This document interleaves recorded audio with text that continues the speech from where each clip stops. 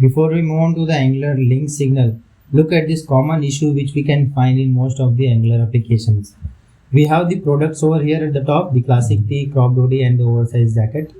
And for each product, we have different sizes available, alright? Now we have the selected size variable which is set over here as S, right?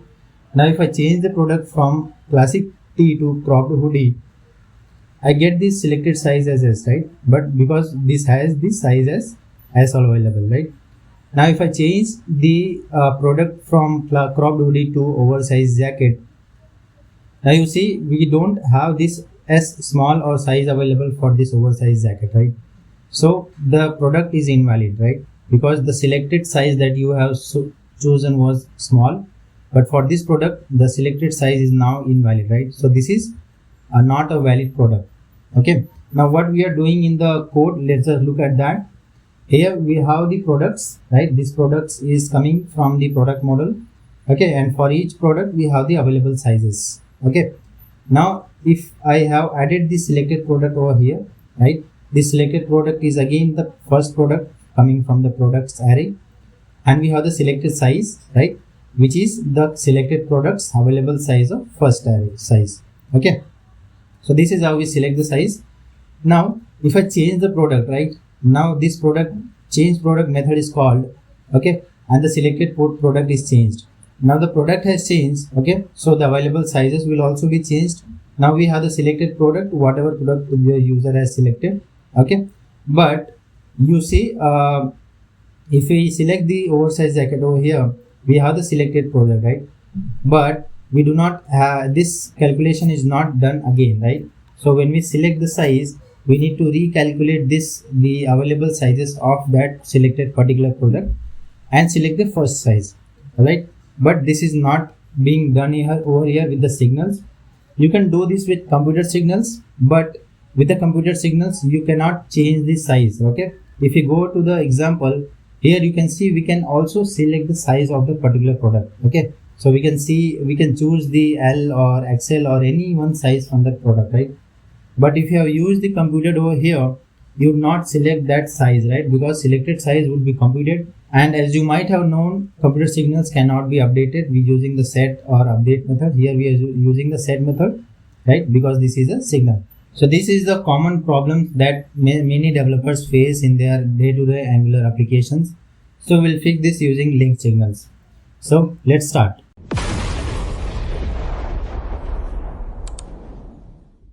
Now what is a linked signal? A linked signal is a writable signal that's linked to a source and automatically recomputes when the source changes. But they can also be updated or manually overridden in between. Now let's fix this issue with computed and the link signal.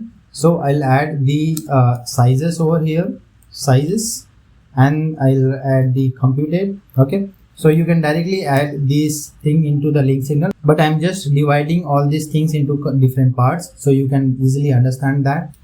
So now we have this available sizes which is related to the selected product and from the available sizes, right? Now we have all the available sizes. Now what we can do for the selected size, we want to select the first size available for that selected product. Okay, so we'll do a link signal over here. So we'll remove everything from here and add link signal. Okay, now adding the link signal, we have to add the derivation function. So this is our computed function which is called derivation, and I'll add this dot sizes of 0. Okay, now this sizes is again a signal which is a computed signal, so you have to add parentheses over there so you get all the sizes of that array and you just select the first size. Okay, so now this is fixed. Okay, and if I go to the browser again and see what is there, so we have classic T and available sizes as selected S, right? Now if I click on the oversized jacket, it will select the first size of that particular product, which is our selected size as M, right? So let's look at the code again. Two things are happening over here. First, selected size, which is the link signal, it initializes from the sizes array, which is our first value from the sizes array, which is same as the computed from the available sizes, right? And second is that this is a part where the computed cannot do. We have the computed, right?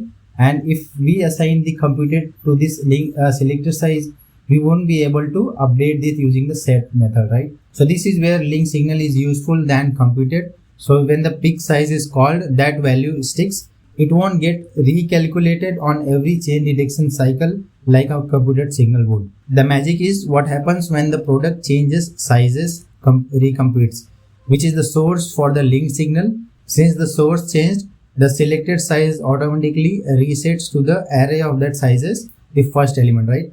And the new product's first available sizes, which is coming from the sizes array. We do not need any effect for that. We do not need any manual reset logic, and there is no stale bug. Now there is another important thing that you should consider. linkedSignal has an object syntax that gives you access to the previous value. As you can see over here, we have the new sizes and the previous sizes as well, right? And that is coming from the computation.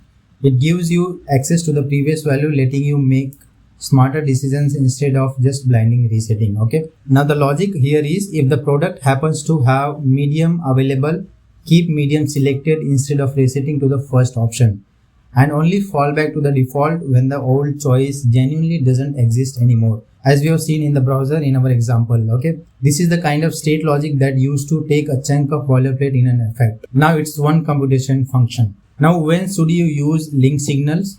Use linkedSignals when you have state that has a sensible default derived from another signal that needs to be a user editable after that, and that should reset or intelligently adjust when the source changes.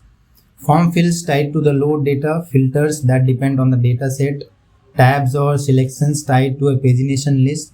This pattern shows up constantly. And if you're using effects for all of these options, that's your signal to switch towards the linkedSignal. So, computed for pure derivation, linkedSignal for derived state, you still need in control. That is the difference that most people are confused. Now the full code of this variant picker is available in the description of this video. Subscribe to Frontend Forge and stay tuned for more upcoming Angular deep dives. See you in the next one.